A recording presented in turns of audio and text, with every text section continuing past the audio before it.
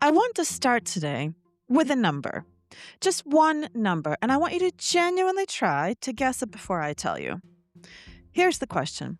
How many people do you think are currently using calorie tracking apps? Globally, right now. People who are logging their breakfast, measuring their lunch, calculating their dinner, counting every single morsel and sip against a daily calorie allowance. And I want you to actually commit to a number before I tell you. Say it out loud. Or if you're somewhere where you can't do that, say it in your head. Really lock it in because I want you to fill the gap between what you guessed and what the real number is. So, take a guess. Is it 1,000,000? Is it 10 million? Is it 50 million? Okay, here is the number. MyFitnessPal, which is just one calorie tracking app, just one, has over 200 million users globally. 200 million. That is more than the entire population of most countries on Earth using a single app to count their calories. Does that surprise you? It genuinely surprised me when I first came across it. And then I thought about it, and I thought, actually, should it surprise me? Because calories are everywhere. Calories are on every packet of food. Calories are even on some restaurant menus. Calories are in every conversation about health and weight loss. The concept of calories is so deeply, so completely woven into our understanding of nutrition and weight that it often feels like the only way to actually lose weight and transform our health. It feels like the best way to do that. And here is what I want to spend today's episode talking about, because I would argue it is not. So today, this is part one of a 3-part series, and I'm going to make the case for why calorie tracking, calorie counting, and the entire calories in approach to weight loss is not effective for most of us. And I would even say that it's actively sabotaging your results, your relationship with food, and for many women, your mental and emotional health. I know that's a big statement, and I'm going to back every single word of it up. Let's go. Now, before we get into it, I do want to say something important, and I want to say it with full love and zero judgment. Today's episode is about calorie tracking. And for the vast majority of us, that is a familiar but ultimately frustrating experience. Something we've done, something that felt controlling and obsessive and ultimately didn't create the lasting results we wanted. And that is exactly what we're going to unpack today. But I'm also aware that for some people, the relationship with food tracking and calorie restriction can go to darker places, places that go beyond frustration into something more serious. Disordered eating, eating disorders, and genuinely difficult relationships with food that deserve professional support. If that is your experience, if today's topic touches something that feels heavier than just frustration with a diet app, I want you to know that I see you. And I want to gently encourage you to reach out to a qualified healthcare professional or therapist who specializes in this area. There's real support available, and you deserve access to it. Now, let's get into it. Part one of part 3. And before we get into it, I do want to take a moment to personally welcome you to my podcast. I'm Vera Brown, weight loss, health, and fitness coach for women 40 and above who want to lose weight and transform their health naturally and sustainably. After struggling with my weight and health for decades in the corporate world and as an entrepreneur, I lost more than 100 pounds in my mid 40s and have kept it off. No pills, no injections, no procedures, no extremes, no tracking. In my podcast, I share what worked for me, including actionable strategies.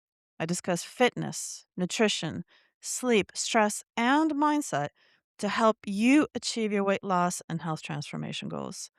Join me. Now let's get into it.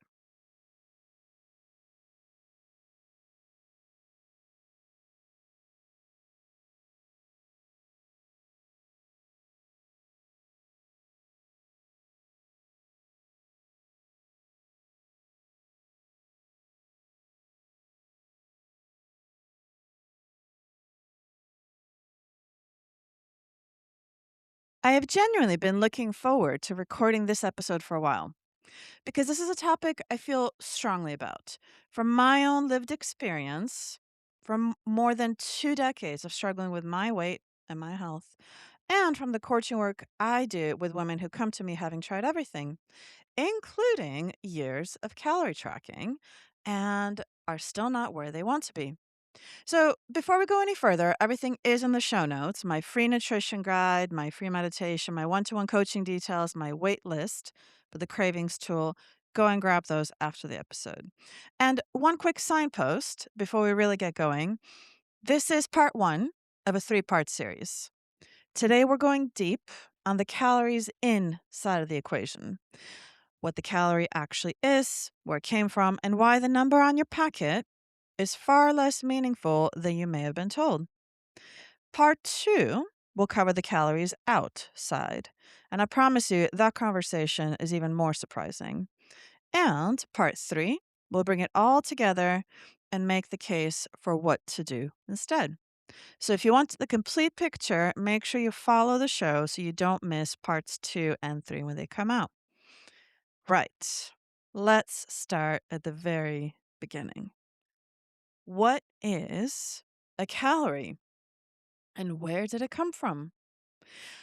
And I want to ask you something that might sound like a strange question. You probably know roughly how many calories are in your breakfast. You might know how many calories are in that muffin at the coffee shop. You have probably lived inside a calorie allowance at some point in your life. But do you actually know what a calorie is?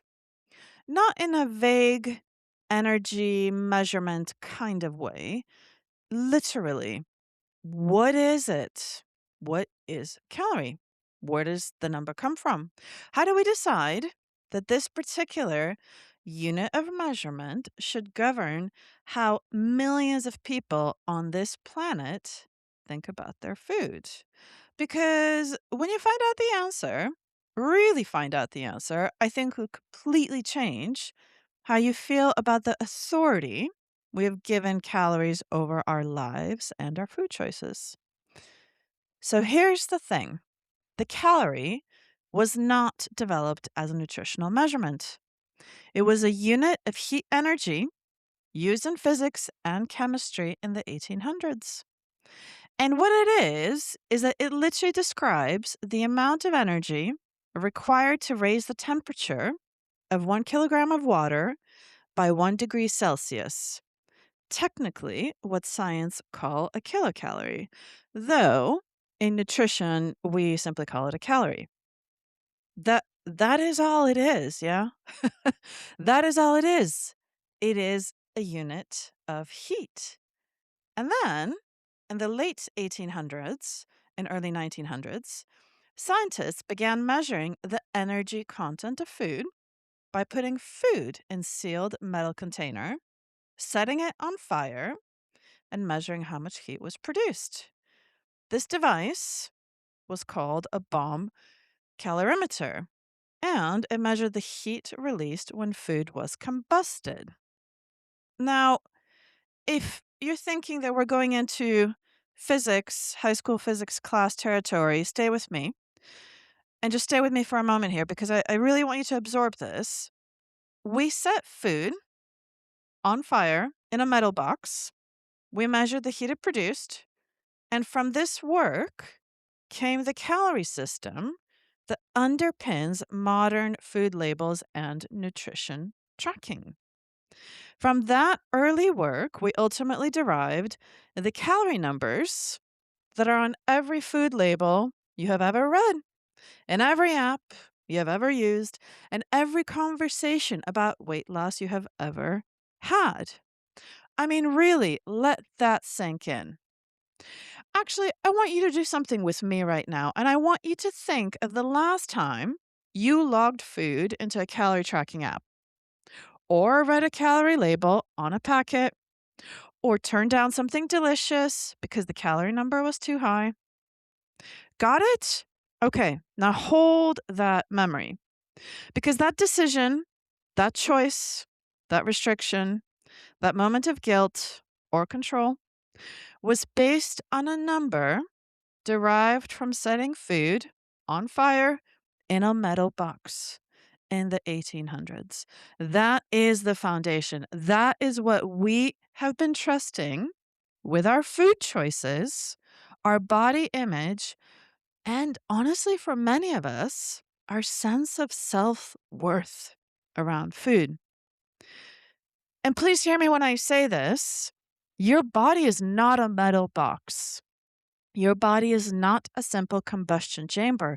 Your body is an extraordinarily complex, living, breathing biological system with a unique microbiome in a specific hormonal environment, trillions of bacteria that interact with everything you eat, and digestive and metabolic responses that can vary from person to person and even between meals. And yet, we decided that the heat produced by burning food in a sealed container is a meaningful measure of what happens in your body when it comes to food. Now, does that surprise you? Because it really certainly surprised me when I first properly understood it. And at that point, I'd been tracking calories for years. Now, the history of calories doesn't mean that calories are a completely meaningless concept. They are not. But for me, it does mean that treating the calorie count on a packet of food as perfectly precise and fully reliable measure of how your body will respond to that food is an oversimplification of something that is genuinely not that simple. And understanding why it's not that simple is exactly what we're going to spend the rest of this episode on. Now, I want to start here with a question that I think sits at the heart of all this.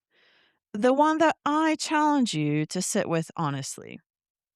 The advice that you see online all the time that losing weight is often presented as a simple mathematical equation focusing on creating a calorie deficit through a simple mathematical equation of calories in minus calories out. And to be clear, I am not arguing with physics and thermodynamics and energy balance. Those things are real.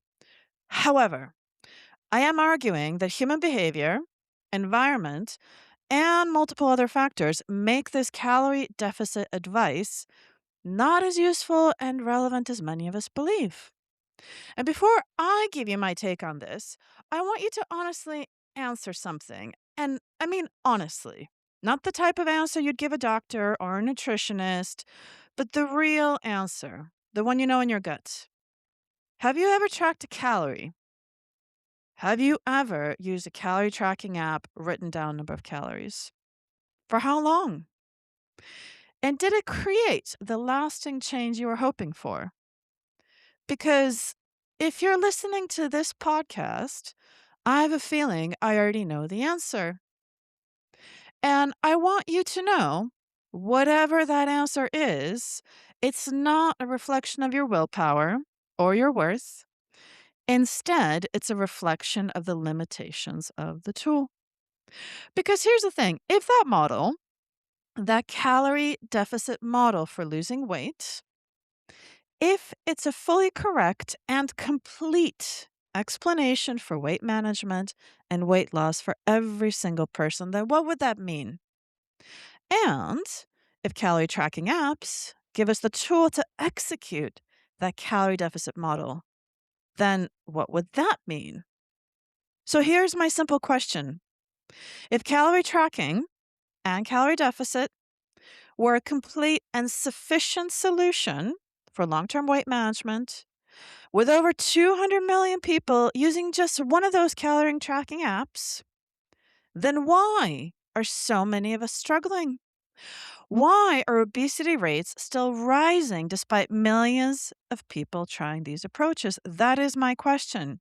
Why are so many people, including previous versions of me, tracking calories religiously, hitting their calorie allowances, doing all the right things by the calorie counting framework, and still not achieving lasting, sustainable weight loss results?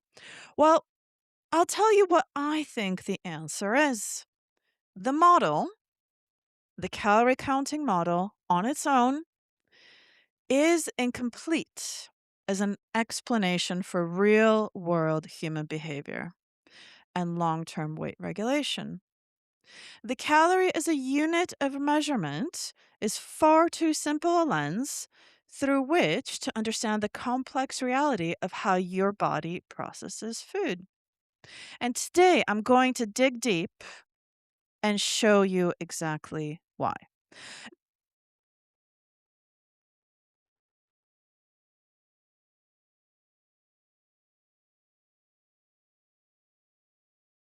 And I am not just saying this as someone who has read the research, though I have, and done my homework, though I have. I am saying this as someone who spent years counting and tracking and measuring calories. Someone who was once one of those 200 million people using calorie tracking apps. Someone who lived inside a calorie allowance with a discipline that I'm actually quite impressed by in retrospect. And still, someone who gained and lost the same weight over and over again for 2 decades still ended up every time back where I started, or worse. So I know this from the inside. I've lived it. And I want you to understand it in a way that finally gives you a real alternative. And when I say I get it, I've been there, no judgment or shame, I really do mean it. Right. Now, let's get into the substance of today's episode. I want to walk you through 5 specific reasons why I believe the calorie in side of the equation is far less precise and far more biologically variable than most of us have been led to believe. And I want to say up front, I am aware that some of this is going to sound counterintuitive. It certainly did to me when I first came across it, but the research is real, it is peer reviewed, and it is genuinely important and worth knowing.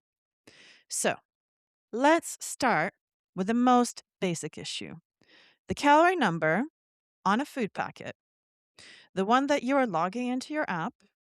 That number may simply be inaccurate because food labels are not as precise as you might think. For example, in the United States, FDA compliance guidance effectively means that in practice, calorie values on those packets can legally vary by roughly 20% from what appears on the label. I want to say that again, 20%. All completely legal and completely fine and within the regulatory guidance. So, what does that mean? So, a food that says 500 calories on your food label could actually legally contain anywhere from 400 calories to 600 calories. And research analyzing the actual calorie content of foods versus their labeled values consistently finds discrepancies, particularly in restaurant and ready-made foods. So before we even get to what your body does with the food, let's start with this basic fact. The number that you're starting with may be off by quite a meaningful amount. You might think that you're eating 1,400 calories a day when actually you're eating 1,680 calories. And you're holding yourself responsible for that gap. And what do I mean by this practically?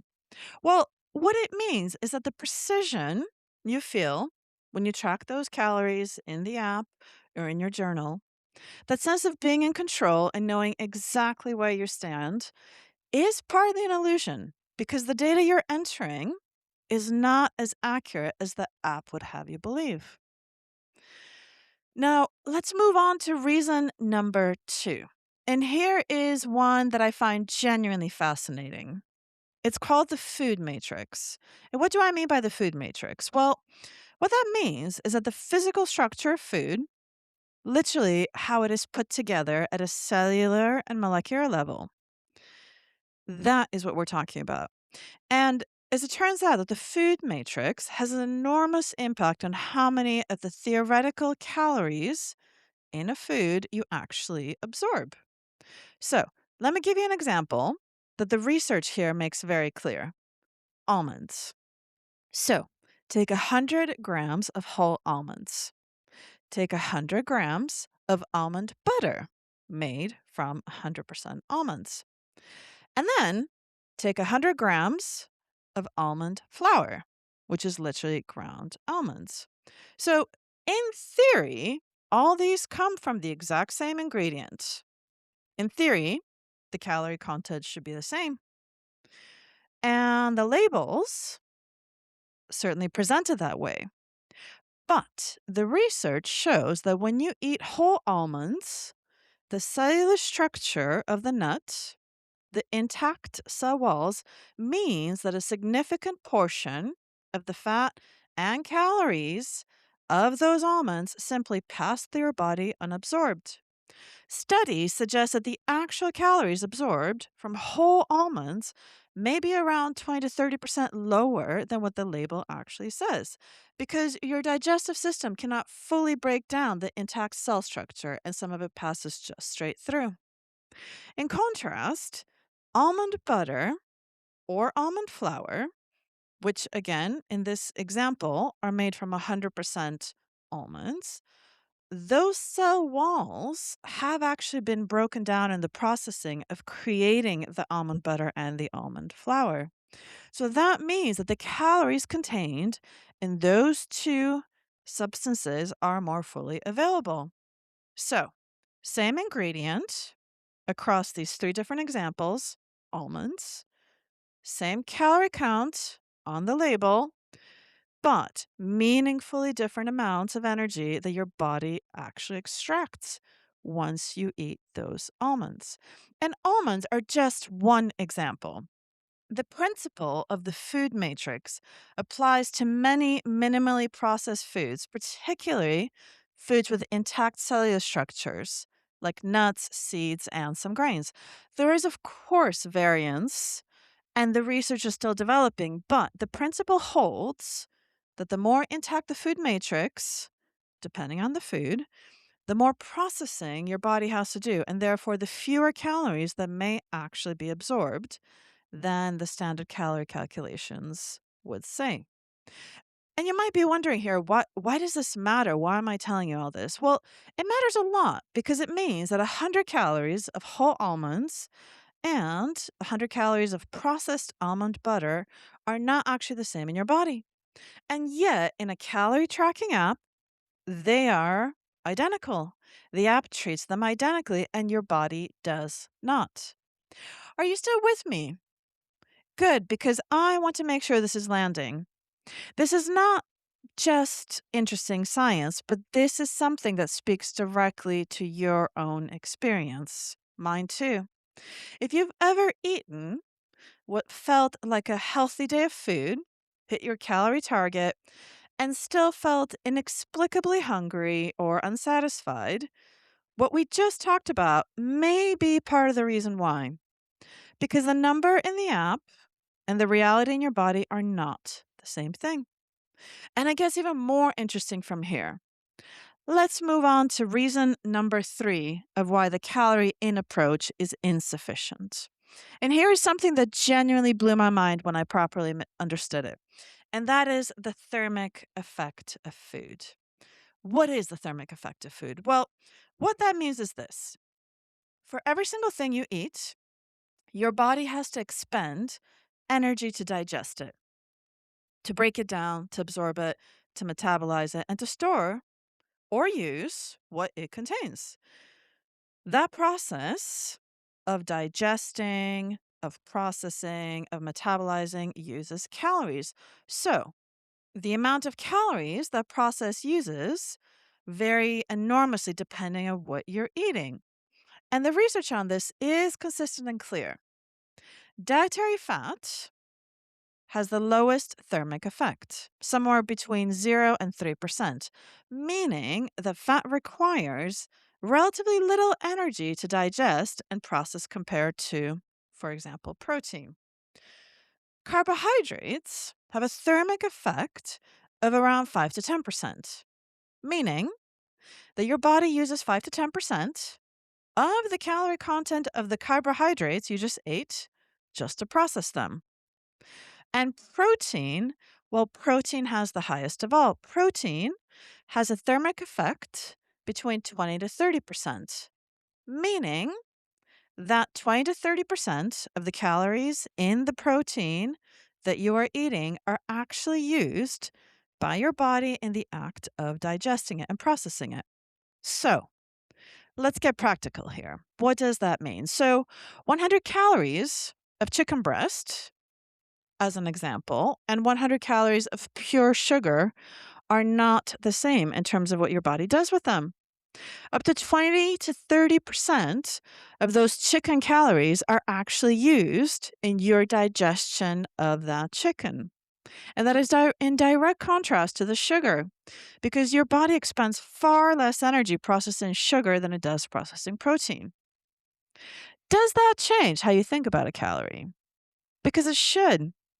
Because it means that the composition of what you eat, not just the total calorie number, has a direct and significant impact on how many of those calories your body actually uses versus stores.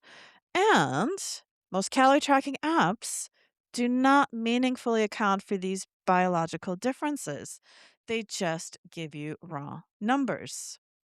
Now let's move on to reason number 4. And this is the one that I think is the most recent and most revolutionary. And it's genuinely changing how scientists think about nutrition. You might have heard of the microbiome. This is the vast ecosystem of trillions of bacteria, fungi, and other microorganisms that live in your gut. And we're learning more and more about it every year. And but here is what the research is showing with increasing clarity. Your microbiome is unique, completely individual to you. Even identical twins, people who share essentially identical DNA, can have radically different microbiomes. Think about that for a moment. Identical DNA, different gut bacteria. And those bacteria directly influence how your body processes the food you eat. And there has been compelling research on this.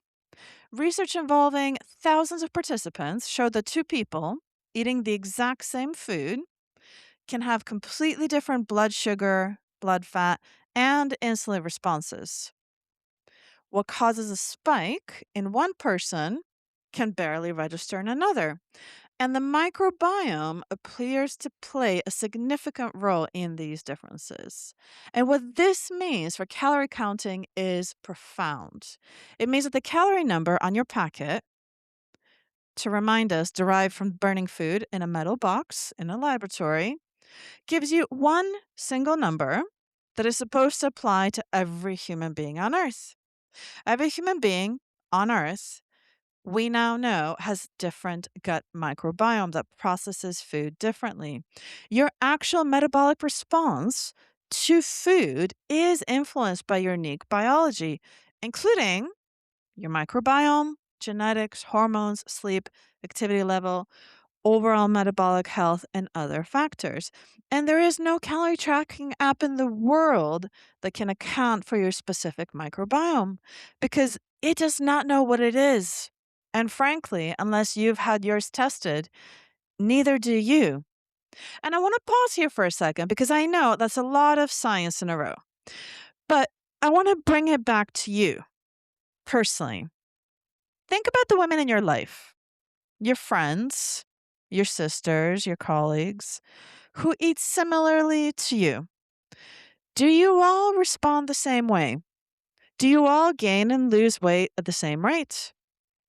Be honest. Of course you don't. And this is one of the many reasons why. You're not the same person. You do not have the same microbiome. You do not have the same metabolic response. And yet, calorie tracking treats you all as if you do.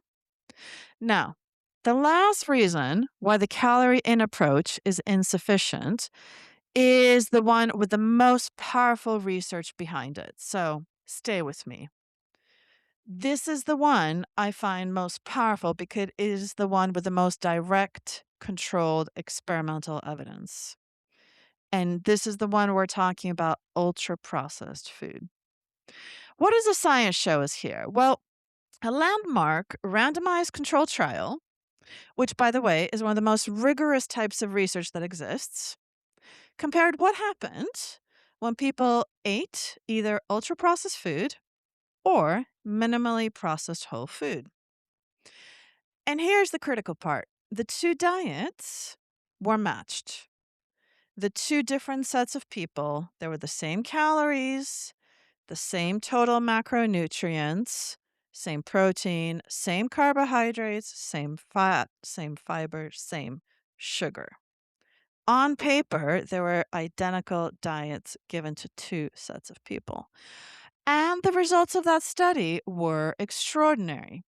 The ultra processed food group ended up eating significantly more, on average around 500 more calories per day. Not because they were told to, not because they were trying to, but because something about the ultra processed food was overriding their body's natural satiety signals, their fullness cues, in a way that the whole food diet did not. And, no surprise, as a result, the ultra processed food group gained weight. The whole food group lost weight. And that same study showed that the food quality changes how much people eat naturally, even when the calorie tracking targets look identical on paper. Because this is the thing: calories are not the primary driver. Because the quality and the nature of the food, the degree to which it has been processed, the impact it has on your hormones and gut bacteria and satiety signals, all those things matter enormously. And the study suggests that focusing only on calorie numbers misses important biological drivers of hunger, satiety, and eating behavior. And its findings are supported by a growing body of research linking ultra processed food intake to overeating and weight gain. So, you might be wondering, well, what are the actual practical implications here? And you're right to ask this question. And here's my take: what that means for you, and certainly what that means for me, sitting with the calorie tracking apps, is this: a day within your calorie allowance that consists of ultra processed foods is physiologically, biologically, and measurably different from a day within the same calorie allowance that consists of whole foods. Because your hormones respond differently, your hunger signals respond differently, your gut bacteria respond differently, and your body composition respond differently. And yet, the calorie tracking apps treat those 2 days as identical, but your body does not. Now, I want to stop here and get a little personal because I think the science is compelling, genuinely compelling, but I also think the lived experience of calorie tracking has a dimension to it that the research cannot fully capture. And it is a dimension I've lived for years. Here's something I want to challenge you on before I share my own story. If you've ever done calorie tracking, and based on the numbers that we talked about at the start of this episode, there's a very good chance that just like me, you have. I want you to think back. Think back to a meal, a food, a drink that you knew was not particularly healthy, that you knew did not serve your health goals, but you felt okay about it. You ate it and drank it without guilt, without that nagging voice saying this is not a good idea. Why did you feel okay about it? That's my question. I'm willing to bet it's because it was within your calorie allowance. I know. I know because I was exactly that person. I remember years ago when I was calorie using the calorie tracking apps quite religiously. I remember having a glass of wine and a processed snack in the evening and feeling completely fine about it. Not because I thought they were magically good for my health, not because they were nourishing my body, but because the numbers in the app that I was using were still green. I was still within my calorie allowance range. The allowance said yes, so I said yes. And I want you to be honest with yourself for a moment. Has that ever been you? I want you to genuinely answer that, not theoretically, actually answer it, because if it has, if you've ever eaten something you knew wasn't serving you and felt okay about it because purely an app approved it, then you've experienced firsthand what it means to outsource your food wisdom to an algorithm. And I want you to notice how that feels when you really name it. And here's the thing, that is completely backwards, completely fundamentally upside down backwards. Because what I was doing in that moment was replacing my own judgment about the quality and nourishment of what I was eating with a number generated from burning food in a metal box that happened to pop up in an app. I was outsourcing my food decision making to an algorithm, to an app. And as long as the app approved it, I approved it. And I was also, if I'm honest with you, doing the opposite at other times. Eating something genuinely healthy, genuinely nourishing, like a handful of nuts, an avocado, some Greek yogurt, and feeling anxious about it because the calorie number of whatever I was eating was higher than I expected.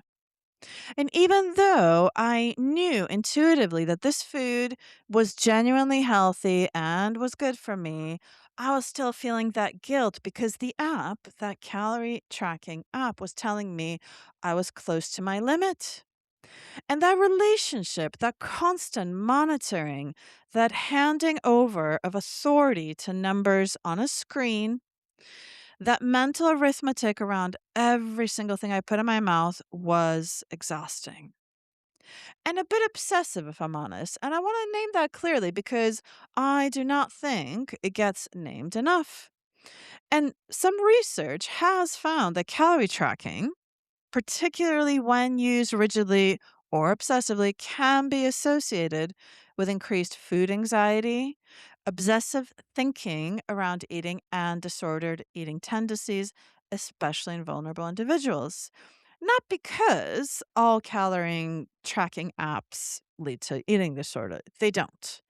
But because the act of the constant quantification of food and grading every bite against an allowance can create a relationship with food that is ultimately anxious, adversarial, and controlling rather than nourished and balanced.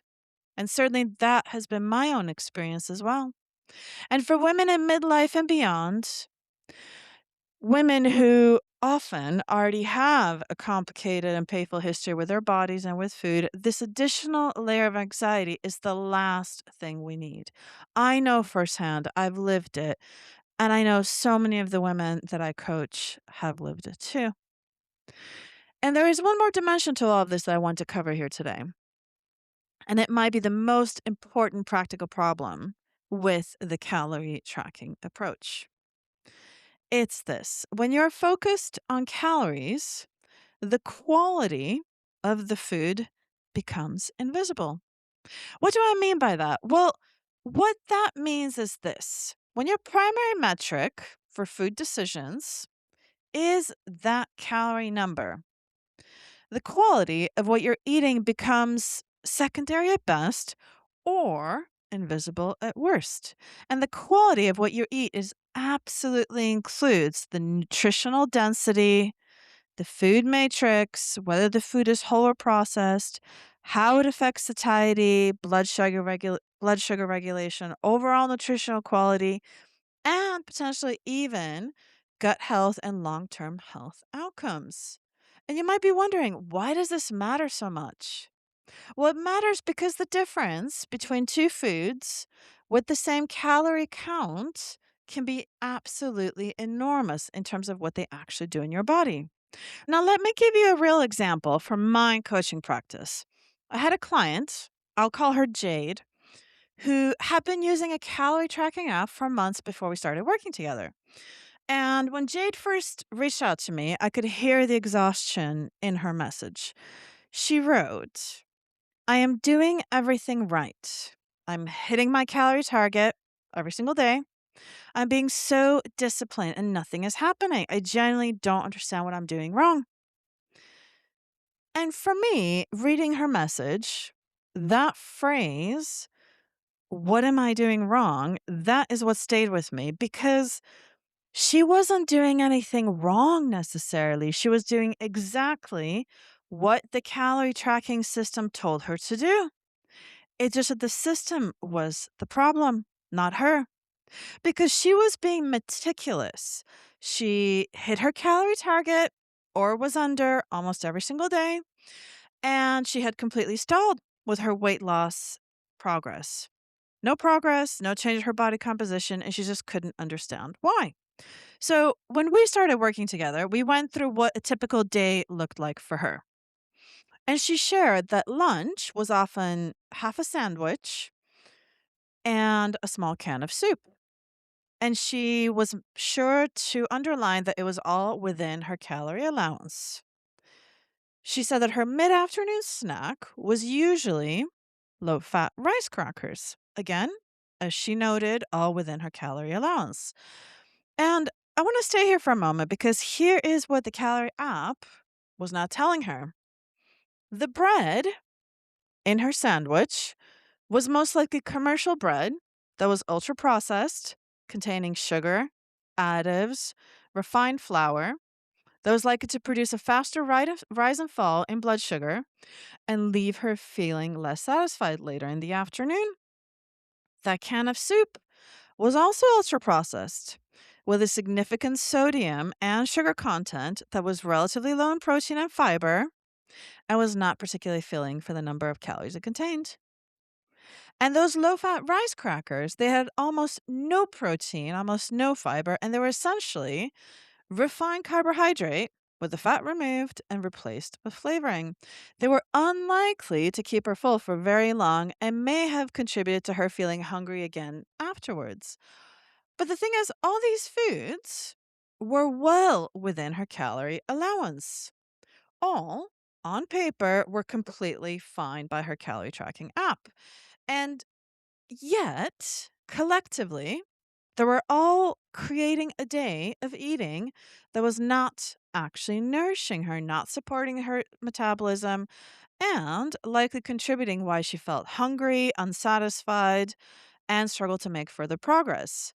The calorie tracking app could not see any of that because the calorie tracking app only sees numbers. And that is the fundamental problem. Calories count the quantity of food energy in the most reductive way possible.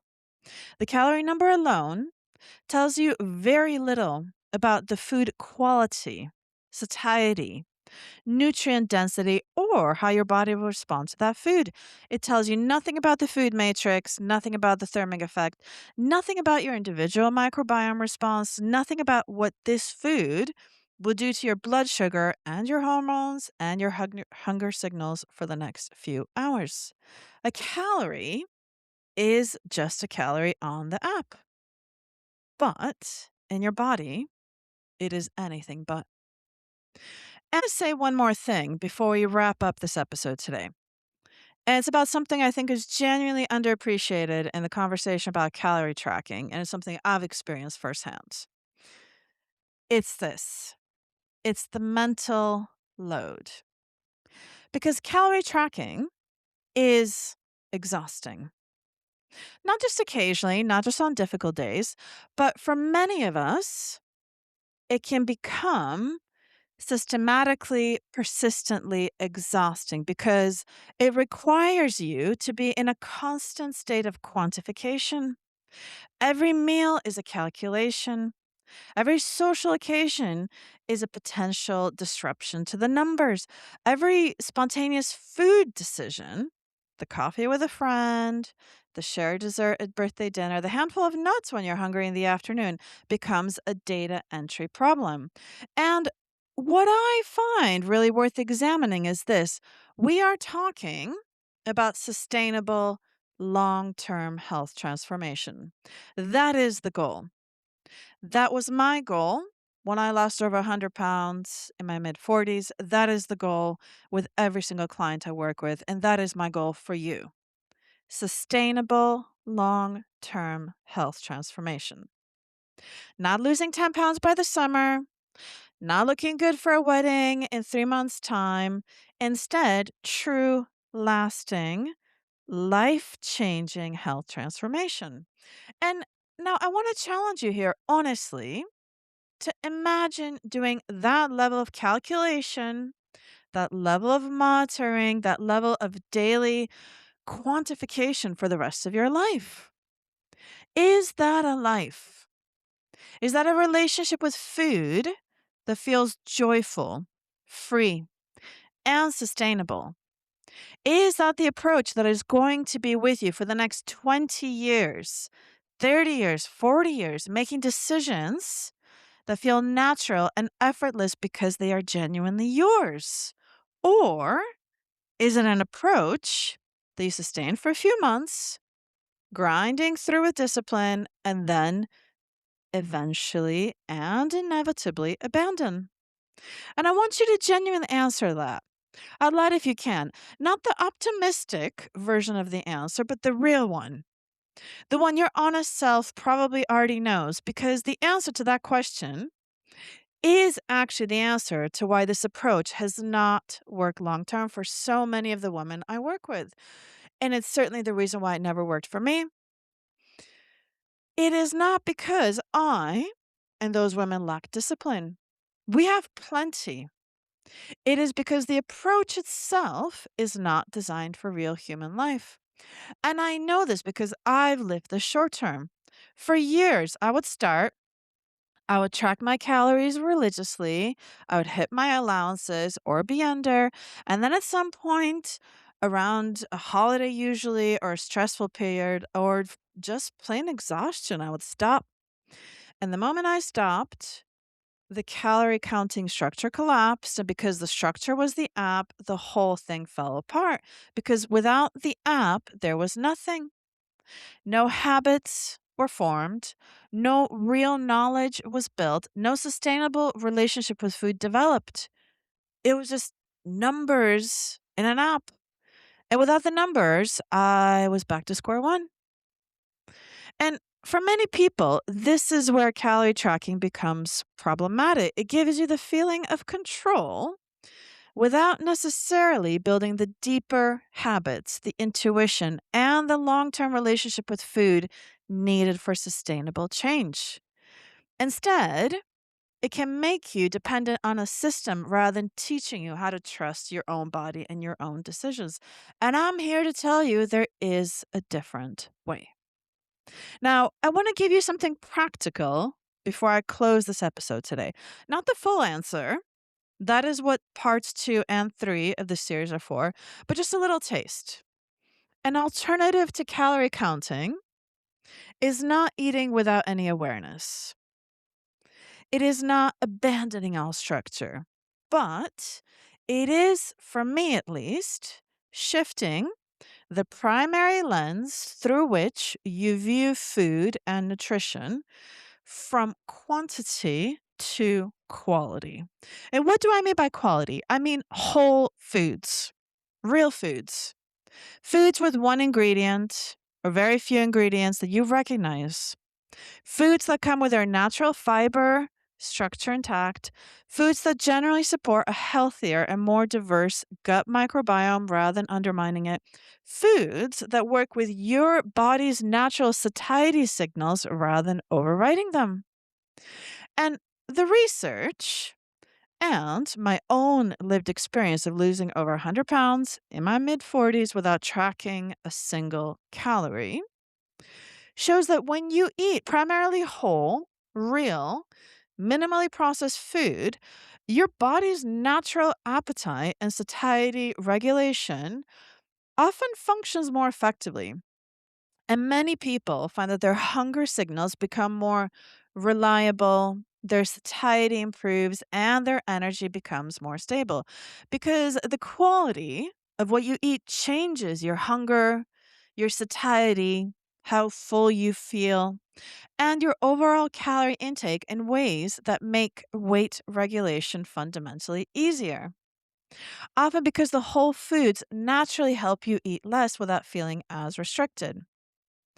And I want to remind you that I do have a free nutrition guide in the show notes.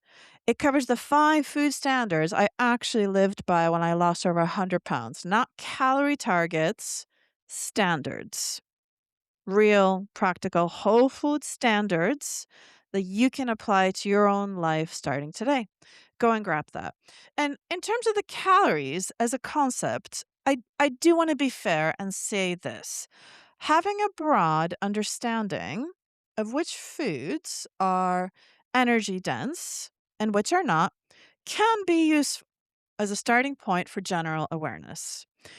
If you've grown up with genuinely unclear ideas about the relative energy content of different foods, looking at calories can be helpful and provide some orientation. But what I am not recommending is the obsessive daily meal by meal tracking against an allowance. I've done it. Many of the women I work with have done it, and I think it ultimately doesn't serve us. And this is where I think some of the harm lies. The broad education, fine. The daily obsessive quantification and tracking, that is what I want you to reconsider. And here is the thing that I want you to do before part 2 lands. Just one thing.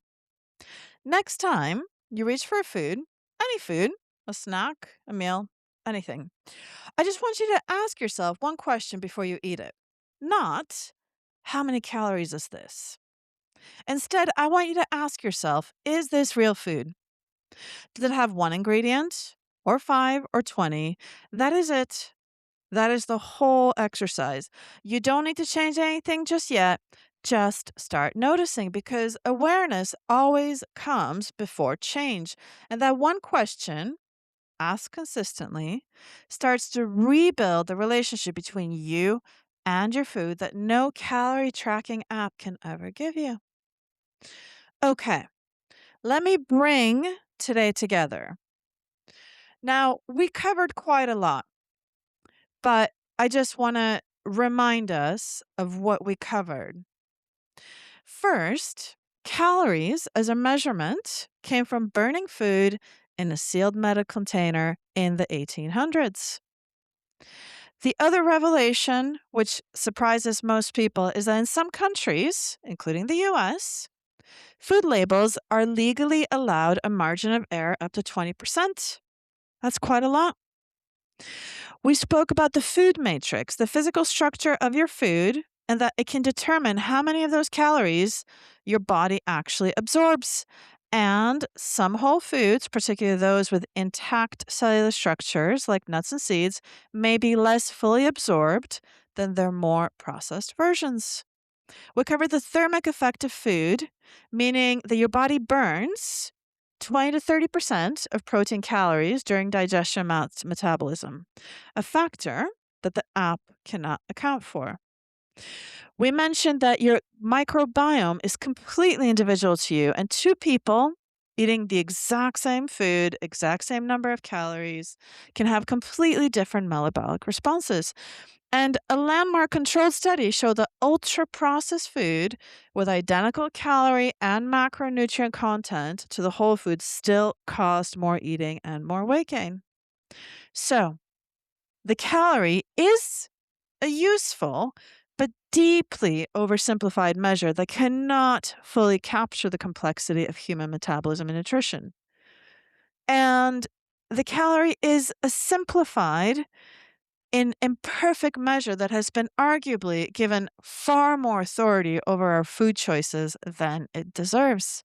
I genuinely believe that. Why?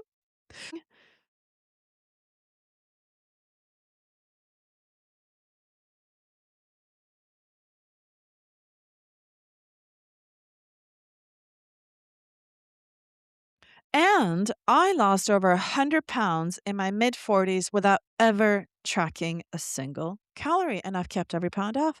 Not because I found a magic formula, but because I stopped counting and started choosing.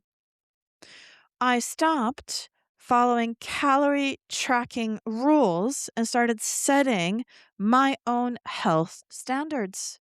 There's a profound difference between those two things.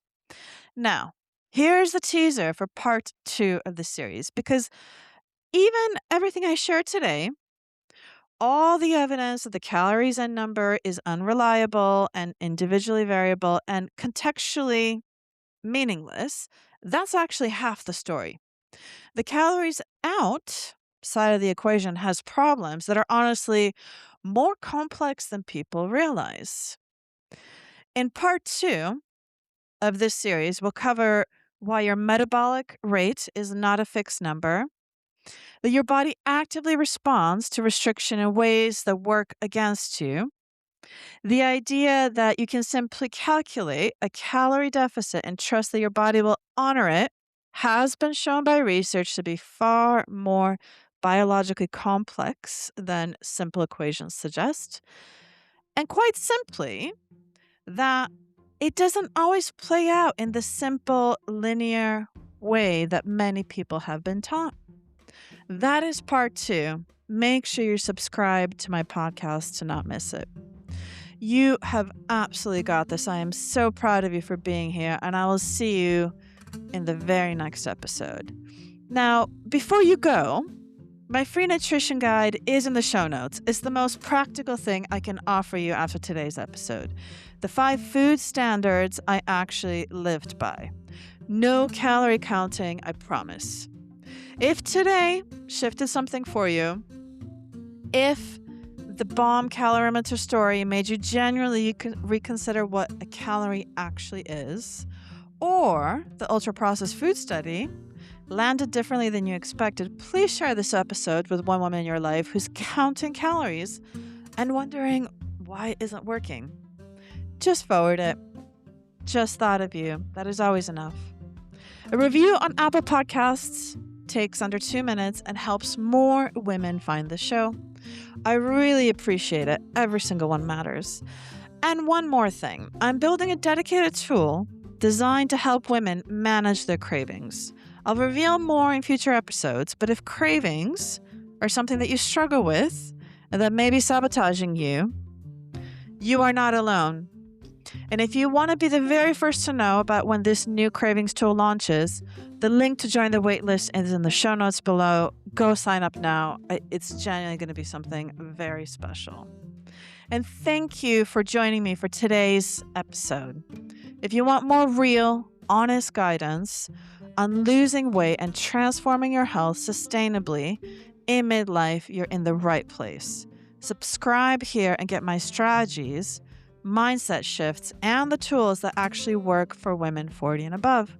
No BS, no quick fixes, just real transformation. Don't forget, you deserve to feel good in your body and life. I believe in you and I'm cheering you on every single step of the way. Have an amazing day. For the obligatory legal disclaimer, I'm not a doctor, nutritionist, therapist, medical professional, or similar. All information shared on this podcast is purely for informational purposes and does not constitute medical advice. It is entirely your personal choice and responsibility as to what information you use. Please consult your own medical professional for any medical advice.